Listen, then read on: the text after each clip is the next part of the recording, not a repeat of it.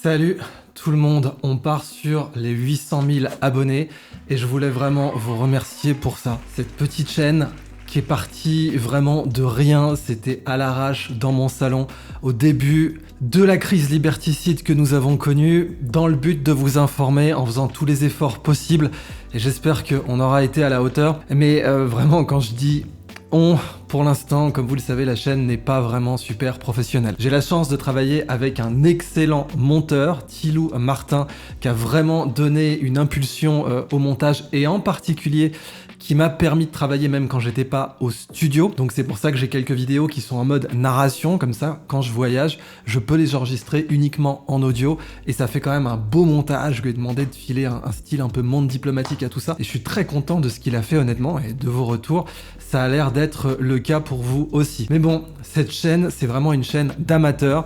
Là, à l'arrache, des panneaux collés au scotch pour éviter la réverbération. Je me rappelle au début de la chaîne quand vous me chambriez sur le micro, alors du coup, j'ai pris un Aston de la mort avec sa petite Scarlett qui va bien. J'ai changé la caméra aussi, les toutes premières vidéos de la chaîne étaient tournées au téléphone. Ensuite, j'avais une caméra que je devais reset toutes les 20 minutes. Maintenant, j'ai un moyen format beaucoup plus vénère. Et on a essayé un petit peu de muscler le jeu. Mais voilà pour l'instant, l'état de la chaîne. Alors merci infiniment. 800 000 abonnés bientôt, en dépit du harcèlement, de la censure, du dénigrement, de la diffamation. Vous vous rappelez quand j'ai complètement déboîté les pauvres stagiaires de l'Express? Vous ne savez pas faire une recherche, mais vous n'êtes pas scientifique. Encore une fois, vous l'avez confirmé. Ah bah ils m'ont diffamé juste derrière parce que c'était vraiment la rage pour eux. Mais du coup, vous savez bien, vous êtes obligés, vous pouvez pas le laisser passer. Des fois, je laisse passer des diffamations, mais avec eux, c'était pas possible parce que derrière, vous avez Alain Veil, évidemment un type qui a déjà été condamné en diffamation sévère parce qu'il avait quand même dit, le type, que le maire de Goussainville était fiché S. Je vous laisse réfléchir à ça 2 secondes. Le gars a écrit que le maire de Goussainville était fiché S, démonté en diffamation. Si j'avais été avocat, moi j'aurais plaidé l'incitation à la haine. Quoi qu'il en soit, je lui colle 2 plaintes en diffamation, mais ça vous donne un petit peu le contexte joyeux de cette chaîne qui ne touche bien entendu aucune subvention. Dans le cadre de l'affaire du fonds Marianne, ça fait quand même plaisir d'en parler. Hein, il a quand même été révélé que vous avez une assoce un peu obscure qui a touché plus de 300 000 balles en ayant fait une réponse à l'appel d'offres avec littéralement une page. Mais si vous êtes patron de PME, vous aimeriez bien choper 300 000 balles de l'État en faisant une réponse à un appel d'offres d'une page et de 7 phrases, bande de canailloux. Et vous avez des associations plus bigarrées les unes que les autres qui ont touché des coûts de 60 000 balles et on sait absolument pas ce qu'elles ont fait. Pour vous donner une idée, tout de même, 60 000 balles, c'est une vraie bourse de thèse. Hein. C'est 3 ans de taf acharné. Je suis pas sûr que les gens qui ont touché ces tranches de 60 000 balles du fonds Marianne aient fourni un travail qui ressemble ne serait-ce qu'à un début de quart de dixième de thèse de licence, encore moins de doctorat. Et je rappelle que les thèses de licence, les mémoires de licence, ne sont pas rémunérés. Mais passons. Le point sur la chaîne donc, parce qu'il y a eu plein d'agressions, de censure. Vous savez que ma vidéo centrale sur 17 mensonges sur Didier Raoult a été dégagée, complètement dégagée, censure immédiate. Elle partait sur 280 000 vues en 3 heures. Chut. Ils l'ont jartée, sans aucune raison et sans aucune légitimité, juste parce qu'elle était vraie. Alors comme vous le savez, la censure n'a jamais été du bon côté de l'histoire. Il n'y a pas de cas dans l'histoire où la censure a été du bon côté. La censure est toujours du côté des méchants, des saligots, des ordures. Il n'y a pas de problème avec ça. Il fallait le rappeler. Mais c'est pas seulement cette vidéo qui a été censurée. Vous avez toute la chaîne de Fabrice Divisio qui a sauté. Or dessus, il y avait mon interview avec Martin Blachier, dont certains extraits ont tourné en boucle sur les réseaux sociaux, tant ils ont été démontrés comme vrai. D'ailleurs, à l'époque, on vous disait déjà dans cette interview, méfiez-vous, le business plan de Pfizer, ça va être de faire des abonnements à la Netflix. Ils vont essayer de vous mettre un abonnement tous les 6 mois. Ils vont essayer, bien sûr, de se décharger de toute responsabilité. J'avais dit aussi que certaines études commençaient à sortir sur le caractère carcinogène de certains masques. À l'époque, évidemment, mon interlocuteur s'était gaussé. Aujourd'hui, on voit bien qui a eu raison. Et comme il y a eu raison, eh bien, il y a eu censure. C'est toujours pareil. Vous avez des vidéos qui ont été faites sur RT. Évidemment, elles ont disparu. Une vidéo, une interview que j'ai donnée sur Spoutnik. Évidemment, elle a disparu. Et dans ce contexte où vraiment l'information devient un combat démocratique, c'est-à-dire que le pouvoir médiatique est le plus puissant de tous dans une démocratie élective parce que c'est le pouvoir médiatique qui vous permet de déterminer qui sont les gentils gentils et qui sont les méchants. Rappelez-vous d'ailleurs Malcolm X qui disait « Méfiez-vous des médias, ils seraient capables de vous faire aimer votre oppresseur et de vous faire détester votre libérateur. » Vo Nguyen Giap aussi, l'immense général vietnamien, Vo Nguyen Giap, qui a tout de même mis une fessée à l'armée française, à l'armée américaine et à l'armée chinoise. Donc il a mis calmement une fessée à l'armée française, qui est juste l'armée au monde qui a le plus de victoires militaires de toute son histoire, de toute l'histoire du monde. Aucune armée n'a plus de victoires militaires que l'armée française. Nguyen Giap, il lui a collé une fessée. Ensuite, il a collé une fessée à l'armée américaine, qui était la meilleure du monde à l'époque, et il a embrayé sur une fessée à l'armée chinoise. Et Vo Nguyen Giap, il a dit « La seule chose que je crains, c'est pas le napalm des Américains, c'est pas les vagues humaines des Chinois, c'est pas la meilleure infanterie du monde des Français, c'est les médias. Parce que ces salopards peuvent attaquer votre honneur. » Alors on sait aujourd'hui, évidemment, que les médias de grand chemin peuvent absolument rien faire à votre honneur. Au contraire, d'ailleurs, c'est un honneur d'être diffamé par eux, ça va de soi. Mais bon, à l'époque, c'est vrai qu'on attribuait encore un peu d'importance à ce qui pouvait être écrit par la presse milliardaire. Je comprends que Vo Nguyen Giap ait eu cette pudeur. Mais encore une fois, aujourd'hui, on sait que quand Alexandra Orion-Caude est attaquée, ça fait plutôt d'elle une héroïne. On sait que quand le professeur Perron est attaqué, ça fait plutôt de lui un héros. On sait que quand Didier Raoult est attaqué, ô combien, et de façon ô combien mensongère et dégueulasse, eh bien, ça fait de lui aussi un héros. C'était l'identité de cette chaîne, vous avez compris qu'elle a eu raison dès le début. Mais avoir raison, ça coûte très très cher. Des attaques, du dénigrement, du harcèlement, la totale, c'est la violence absolue. Mais bon, encore une fois, si vous pouvez pas tenir la chaleur, faut pas aller dans la cuisine. Regardez Joe Rogan, par exemple. Quand il avait parlé de l'ivermectine, vous avez CNN qui avait fait un article sur lui avec un filtre gris pour donner l'impression qu'il était malade. Imaginez le truc. L'ivermectine, CNN avait dit que c'était un vermifuge pour chevaux. C'est un mensonge. C'est une molécule qui a gagné le prix Nobel de médecine. Donc calmez-vous, il n'y a pas de prix Nobel en médecine vétérinaire. Et cette molécule a été considérée dans plusieurs rapports comme une des molécules les plus importantes au monde en parasitologie, mais pas seulement en médecine en général, juste derrière la pénicilline. Dites-vous bien, CNN nous arrive, dit non, c'est un vermifuge pour chevaux. Et bien sûr, l'hydroxychloroquine est un nettoyant pour aquarium, comme chacun le sait. Et le virus vient d'un pangolin, et ce sont les Russes qui ont fait sauter le Nord Stream, et l'affaire Epstein n'a jamais existé et n'a jamais impliqué des politiciens, et bien sûr maintenant on a les Durham Report, le Durham Report qui nous montre par A plus B que tout ce qu'on vous avait dit sur les associations entre Poutine et les Russes était bien entendu une intox faite par le clan Clinton, et c'est démontré aujourd'hui. Et ben ça aussi c'était une théorie du complot. Vous dire que Epstein trafiquait des enfants, c'était une théorie du complot. Vous dire que le virus ne venait pas d'un pangolin, c'était une théorie du complot. Vous dire que Pfizer n'allait certainement pas s'arrêter à 2 doses, c'était une théorie du complot, etc., etc., etc. Et maintenant, donc, c'est Nord Stream, bon, entre autres, théorie du complot, qui a été avérée. D'ailleurs, je vous conseille de regarder le dernier Mosinor là-dessus, qui est vraiment, mais crémissimo, une merveille. Hey Joe, this is Emmanuel Macron, the Young Leaders. Alors, il paraît qu'il y a des fuites dans la tuyauterie? Oui, c'est vrai, j'ai fait pipi sur moi.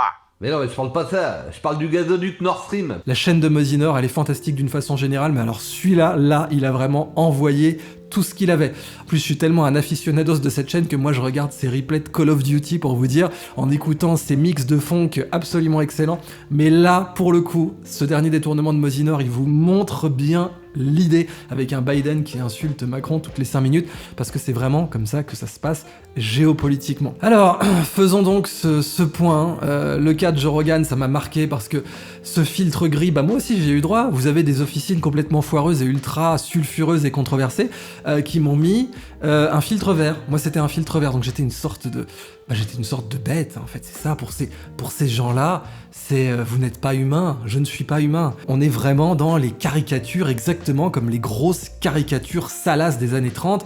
On vous transforme en animal, parce que c'est ça l'idée, quoi, fondamentalement. Comme ils n'ont pas d'argument, c'est ça leur idée fondamentale. Et on l'a vu avec Joe Rogan et cette espèce de filtre gris. Pour moi, c'était un filtre vert, mais vous voyez absolument le même principe. D'ailleurs, toujours pour parler du fonds Marianne, eh bien, on a tout de même l'ISD, l'Institute for Strategic Dialogue, qui se vante d'être financé par George Soros et Bill Gates, ça ne s'invente pas, et qui a des liens avec la National Endowment for Democracy, qui est connue pour être un paravent de la CIA, et c'est pas moi qui le dis, ce sont tout un tas de journalistes d'investigation.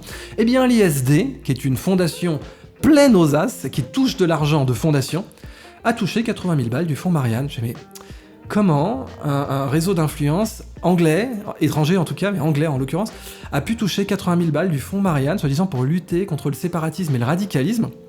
Comment c'est possible ça ?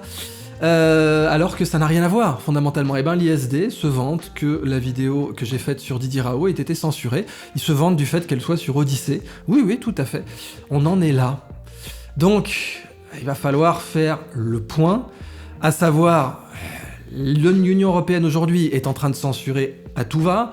On a vu les menaces voilées de Thierry Breton contre Elon Musk, on a vu la réitération de ces menaces par Bruno Le Maire, et donc on a vraiment une chape de la censure, une agression, on a des chaînes qui sautent, comme la chaîne de Fabrice Divisio, mais aussi comme la chaîne Code Reno, qui a disparu, qui a été ravagée d'un coup sec. Et ben là, il va vraiment être le temps de s'organiser, comme je vous l'avais dit, et concrètement, il nous faut des médias citoyens qui soient donc du peuple, par le peuple, pour le peuple, parce que le média, c'est le pouvoir le plus important, et on est aujourd'hui, au XXIe siècle, dans un combat médiatique pour rendre le pouvoir médiatique au peuple, le journalisme citoyen. On a déjà, par exemple, les community notes dans Twitter, qui sont magnifiques, et qui vous permettent de rechecker un tweet. Donc vous avez eu plein de bullshit, plein de fact-checking bidons qui avaient été postés par Reuters ou par CNN, et ben ils ont dû les rétracter, parce que les tweetos sont arrivés en disant non, ça c'est faux, ça c'est misleading, ça c'est faux. Et donc, on a cette capacité aujourd'hui de nous organiser, et j'ai essayé de soutenir un collectif citoyen de bénévoles qui s'appelle Rechecking. Rappelez-vous, dans la vidéo Pfizer qui m'avait valu autant d'attaques, c'est celle-là, le fait qu'elle ait fait 1,8 million de vues, ça a tout déclenché. Character Assassination attaque toutes les semaines. Toutes les semaines, il y avait un truc qui essayait de m'agresser, qui essayait de me rabaisser, qui essayait de me dénigrer. Alors on a eu, je suis un espion russe, chinois, CIA aussi, américain, pourquoi pas, bien sûr algérien et marocain, mais aussi l'opposition contrôlée, ça part beaucoup. Il y a eu espion turc aussi, ça c'est sorti. Et espion israélien, excusez-moi, j'oubliais. Et puis alors vous ajoutez qu'il a été dit que je blanchissais de l'argent. Oui, je blanchis de l'argent, de la drogue, parce que j'ai le temps pour faire ça. Donc moi en fait je bosse avec le cartel de Cali et je blanchis de l'argent. Non, sans déconner, les zététiciens ont écrit ça noir sur blanc. C'est bien entendu pour ça qu'ils se prennent un procès pour association de malfaiteurs, entre autres pour l'ensemble de leur œuvre. Mais donc, cette vidéo sur Pfizer, elle a fait chier. Elle a dérangé, au point que 2 ans plus tard, vous avez eu un petit machin tiède qui a été fait pour dire ah oui quand même Pfizer ils ont eu quelques condamnations. Non, on n'est pas rentré dans le fond du sujet. C'est un documentaire d'ailleurs qui a dû coûter une fortune à réaliser. Moi j'ai fait ça bénévolement, j'ai même payé pour le faire vu les attaques que je me suis pris derrière. Mais bon, vous avez eu un petit truc tiède qui était plus du damage control qu'un vrai sujet d'investigation sur le passif absolument abominable de Pfizer, qui est quand même une des entreprises les plus sulfureuses, les plus malsaines et les plus controversées du monde, et à qui on a voulu donner un blanc-seing et à qui on a exigé, contre le chantage au chômage, de donner un blanc-seing absolu et de faire une confiance totale. Et ben ça, c'était l'apport de cette chaîne. Donc maintenant, que faire ? Il faut professionnaliser cette chaîne. Je me tourne tout seul, en fait, c'est moi qui fais le cadrage, donc c'est vraiment fait à l'arrache, avec un studio qui a été improvisé. En plus, c'est pas mon métier, je suis pas youtubeur. Demandez à d'autres youtubeurs que je peux saluer, je pense notamment à Greg Tabibian, il faut toute une équipe pour faire ce genre de taf. C'est 4-5 métiers youtubeur, c'est pas juste un Gugus qui se filme lui-même comme j'ai commencé et j'ai juste remplacé le smartphone par un Fujifilm, mais à part ça, il n'y a pas eu de changement. Et ça, évidemment, c'est fatigant. D'abord, par le fait que j'improvise la plupart de mes vidéos, elles sont faites en une prise, comme ça, je me mets devant le micro, je sors ça en mode culture digérée, c'est ce que j'avais dit dans la première vidéo de la chaîne, et c'est ce que je veux continuer à faire. Des fois, pour le passif de Pfizer, j'ai lu un texte, parce que là, même avec la mémoire que j'ai, je peux pas retenir toutes les condamnations de Pfizer, c'est mort. Et pour les condamnations d'Altis, là, j'avais mis un prompteur, mais j'ai arrêté de bosser comme ça, parce que vraiment, c'est pas ma façon de travailler. Mais il faut que je professionnalise cette chaîne, ça me semble absolument évident. Et pour la professionnaliser, il faut que je prenne des gens spécialisés dans l'audiovisuel. Donc j'ai décidé de bosser avec Scandaria, qui fait déjà mes masterclass. C'est une société d'audiovisuel qui édite mes masterclass en ligne, et ils savent donc déjà faire du film, du montage, avec des studios beaucoup mieux, etc. Enfin, c'est des pros, quoi. Et moi, je ne suis pas un pro. Donc, en fait, j'ai décidé de monter des formules et de mettre mes projets médiatiques sur Scandaria. À savoir, basiquement, vous aurez un Idriss Plus qui sera des vidéos que je pourrais pas poster sur YouTube à cause de la censure, ou des vidéos qui n'intéressent pas forcément tout le monde. Je pensais, par exemple, quand j'ai fait la vidéo sur le retour d'expérience de Midjourney, il y a beaucoup de gens qui m'ont dit « Ah oui, c'était très intéressant pour les pros, mais par contre, j'ai bien vu que pour les 800 000 abonnés, ça s'adressait que à un abonné sur 4 ou 5. Donc ça, j'ai bien compris. Je le mettrai sur Idriss Plus chez Scandaria. Aussi, ça me permettra de contrôler l'hébergement des vidéos, puisque quand il y a des vidéos qui sautent, qui sont enlevées, si j'ai pas de backup, je l'ai dans l'os. La vidéo, elle disparaît. YouTube, il s'en fout. Google, il s'en fout complètement de votre travail. Et vous le savez très bien. Donc, du coup, il faut que je contrôle l'hébergement moi-même. Et c'est pour ça que j'ai voulu le mettre sur Scandaria. Donc, je vais poster d'autres vidéos qui seront que sur Scandaria et qui seront en mode Idriss Plus, quoi. En gros, pour les semi-professionnels ou les gens qui veulent s'abonner. Donc, concrètement, vous savez très bien comment ça marche. Si vous vous dites, quand vous me croisez, que vous m'auriez bien offert un thé au lait, c'est la boisson que je bois à coup de 6 litres par jour. Avant, je buvais du bubble tea, mais le tapioca avec le régime keto, c'est mort. Donc, moi, c'est du Earl Grey ultra fort. En gros, c'est du café qu'ose pas le dire, quoi. Je fais le thé le plus fort possible et je mets du lait dedans.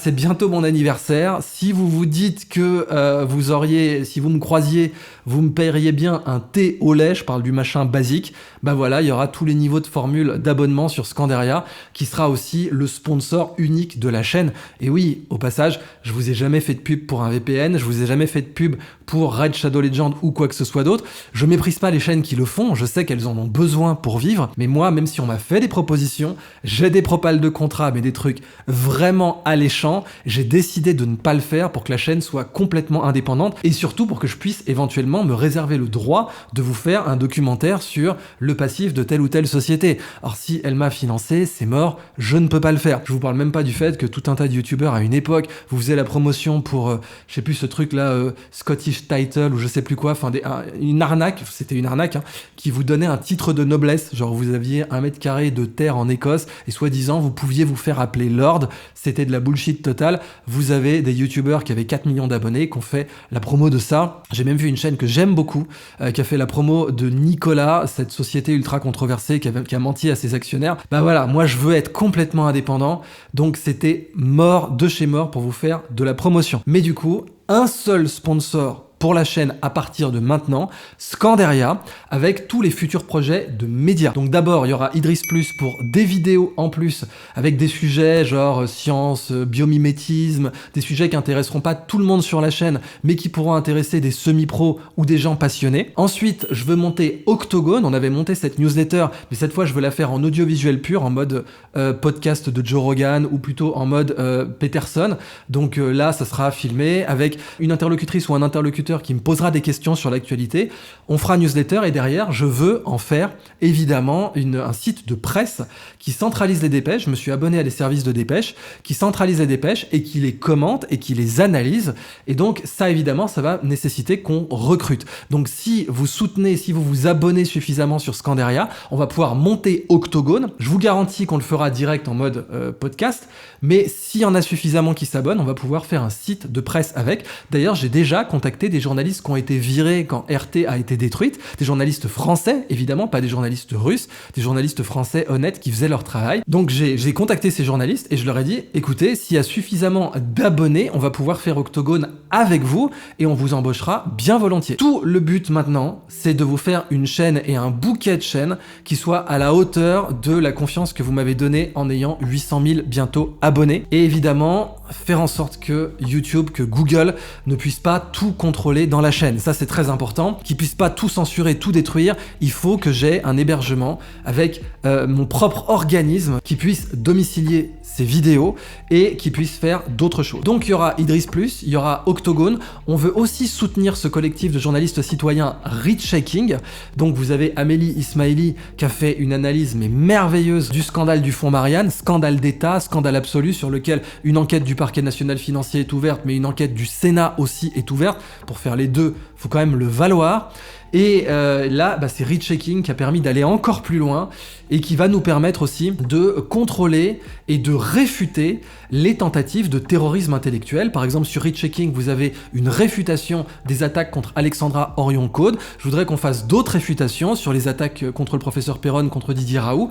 Il faut détruire les missiles du pouvoir, il faut casser les jouets du pouvoir et Read Shaking a cette vocation. Ce sont des bénévoles, mais aujourd'hui le site est tout pourri, il va quand même falloir se doter de moyens. Donc, professionnaliser cette chaîne, mais pour vous, sans prendre d'intermédiaire, sans utiliser une plateforme que je ne contrôle pas et sans héberger les vidéos sur une plateforme qui pourrait les censurer. C'est ça qui a vraiment présidé à ce choix. Donc on aura Idriss+, on aura Octogone, on aura le soutien par ailleurs à Readchecking qui doit rester indépendant et donc rester une association de bénévoles, enfin pour l'instant une concentration de bénévoles de fait, on verra quelle forme juridique on lui donnera, ou bien si c'est simplement un blog, ce que c'est aujourd'hui, un blog archive. Et puis ensuite, évidemment, si jamais vous voulez me soutenir, l'abonnement que vous choisissez pour me soutenir au max sur Scandaria vous donnera accès à tous mes cours, toutes mes masterclass. Je vais faire des visites de villes aussi, des city breaks, pour qu'on fasse pas que de la formation, mais qu'il y ait le côté culture générale. Je veux préparer aussi 2 nouveaux cours, d'ailleurs, un cours sur la culture générale, un cours sur comment faire une bonne présentation, parce que c'est devenu de plus en plus essentiel de bien savoir présenter. Comme j'ai donné plus de 600 confs dans ma vie, je voulais faire un cours là-dessus. Ce sera chez Scandaria aussi, et ça sera la formule max, la formule absolue pour les gens qui veulent vraiment soutenir mon travail et faire en sorte que je sois complètement indépendant de Google, complètement indépendant de YouTube et complètement indépendant des sponsors. Voilà, vous l'aurez compris, le but c'est de faire un média du peuple, par le peuple, pour le peuple, votre média, parce que rappelez-vous bien que quand c'est gratuit, c'est vous le produit. Je sais qu'il y a plein de pubs sur YouTube et je peux rien y faire parce que honnêtement, cette chaîne ne gagne pas d'argent, mais vraiment pas. C'est-à-dire que le travail que ça représente pour moi et ce que ça m'empêche de faire en tant que consultant, mes autres secteurs d'activité, mon travail quoi, je ne suis pas YouTuber et cette chaîne n'est pas du tout rentable. Faut être très très clair là-dessus. Mais je veux pouvoir embaucher des gens quand même, parce que il faut la professionnaliser. Alors oui, il y a des pubs sur YouTube, et le seul truc que je peux vous dire, c'est que pour les enlever, vous pouvez vous abonner à YouTube Premium. Ça me fait mal de vous dire ça, mais moi je le fais, en fait, parce que pour me tenir au courant, je regarde plein de chaînes. Alors, la chaîne de Mosinor qui est vraiment magnifique, mais d'autres chaînes comme Alteris, Question d'Histoire, Bataille de France, vraiment des très très bonnes chaînes. En anglais, Blue Brown en mathématiques, ils sont excellents. Aleph Zero, excellente chaîne aussi, que je vous recommande absolument. Real Engineering, Casual Scholar, Hook, toutes ces chaînes-là. Et en fait, moi, à chaque fois que je mange devant un documentaire. C'est comme ça que je me tiens au courant. Et qu'il y ait une pub qui jaillisse au milieu, c'est mort pour moi. Donc je douille, je crois que c'est 7 balles par mois. Je douille 7 balles par mois pour pas avoir ces interruptions. Si vous passez beaucoup de temps sur YouTube, vous pouvez vous dire que ça vaut le prix de 3 cafés par mois. Moi, en tout cas, c'est le calcul que j'ai fait. Mais ça me fout les boules de vous dire payez Google. Je suis bien d'accord. Mais cela dit, vous payez Google par votre attention ou par votre argent. Il n'y a pas de repas gratuit. Donc c'est vraiment pour ça que je veux héberger des vidéos aussi ailleurs que sur Google, et ça se fera donc sur Scandaria. Pour faire de l'éducation populaire, pour faire des masterclass, pour faire des documentaires en mode visite de ville, pour ouvrir un média indépendant, pour ouvrir un service de readchecking indépendant, complètement indépendant, qui ne sera pas dépendant de Scandaria, mais qu'on va soutenir avec des moyens et de l'information, et pour pouvoir enfin embaucher des employés, parce que là c'est mort, continue à me filmer moi-même. Encore une fois, le son, j'ai fait de mon mieux. La caméra, des fois, je sais que c'est pas au top, je sais que des fois je suis flou, je sais que des fois je suis surex, tout simplement parce qu'il n'y a pas de caméraman derrière cette caméra, il n'y a pas de studio, je tourne ça chez moi à l'arrache, et en plus je peux pas tout le temps être au studio. Et si vous vous abonnez suffisamment, on va pouvoir vraiment professionnaliser cette chaîne et vous allez avoir un meilleur studio, beaucoup plus de contenu, beaucoup plus souvent. Vous pourrez aussi me suggérer du contenu parce que je peux pas me tenir au courant de tout. Donc j'ai besoin de vous pour me dire on voudrait une vidéo sur ça, on voudrait une vidéo sur ce sujet. J'ai vraiment besoin de vous pour ça. Donc merci, cette chaîne faite à l'arrache, comme un contre-pouvoir, parce que rappelez-vous, si un journaliste ne critique pas le discours du pouvoir, s'il ne contredit pas le discours du pouvoir quand il doit être contredit, et Dieu sait qu'il devait l'être, rappelez-vous, entre Castex et Véran qui vous disaient « ceux qui sont vaccinés 2 doses ne peuvent pas faire le maladie », c'était un mensonge, c'était de la désinformation brutale, c'est violent la désinformation d'un État contre son peuple. Et bien un journaliste qui n'a pas le courage de contredire cela, ce n'est pas un journaliste. Aujourd'hui, il faut des journalistes citoyens. Et c'est ce que je vous demande que nous fassions avec votre soutien, avec votre renfort, pour faire en sorte d'avoir un journalisme du peuple, par le peuple, pour le peuple. Encore merci à vous.